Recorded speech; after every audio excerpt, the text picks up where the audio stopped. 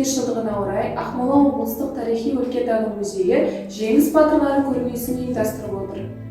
Выставка посвящена нашим воинам, землякам, труженикам тыла, которые внесли свой вклад в победу над фашизмом.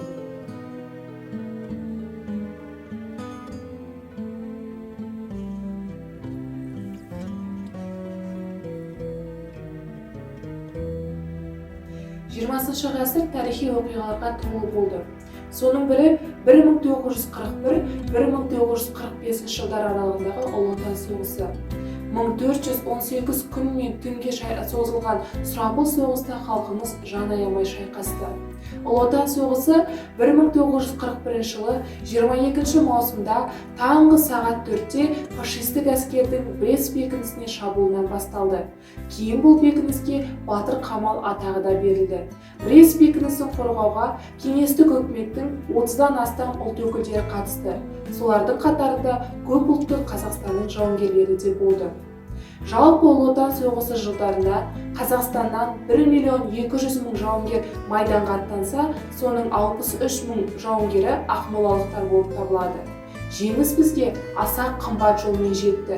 Ақмола облысы Ұлы Отан соғысы жылдарында 30.914 жауынгерін жоғалтты. Соның 15.018 жауынгері қаза тапса, 12.801 жауынгері хабар-ошарсыз кетті.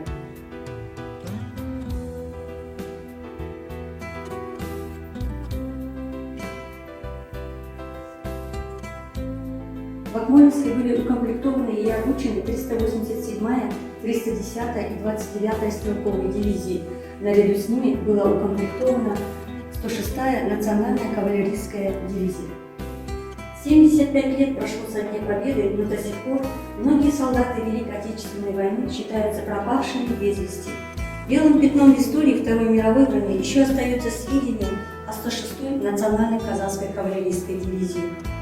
Созданная и укомплектованная в Акмолинске с декабря 1941 по март 1942 года, это войсковое соединение, наряду с 96-й и 105-ми дивизиями, стало одним из 3 казахских кавалерийских дивизий, образованных на территории Казахстана в первые годы войны.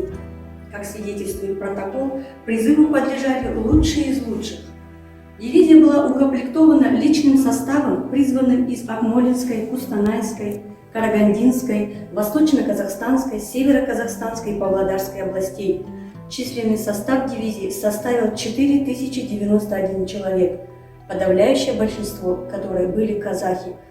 По прибытии на Воронежский фронт плохо обученная и почти никак не вооруженная дивизия была брошена в бой под Харьковом против немецких танков и фактически была полностью уничтожена противником.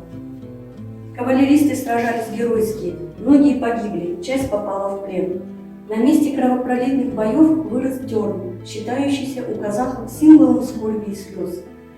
Общеизвестен факт уничтожения документов о 106-й национальной кавалерийской дивизии, историю которой потомкам ее солдат пришлось собирать по крупицам. Поиск материалов о дивизии продолжается до сих пор.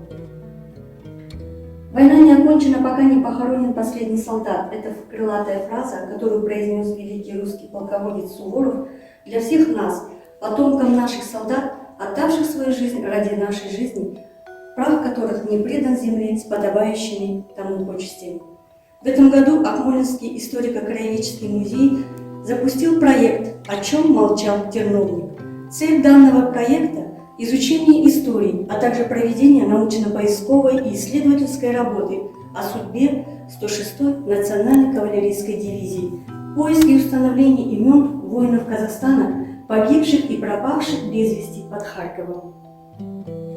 Ұлы Отан соғысы жылдарында ерліктің үлкен үлгісін көрсетіп, батырлығы, жігерлігі, қайраттылығы мен қайсарлығы үшін жауынгерлер ордендер мен мадақтамаларға ұсынылып отырған.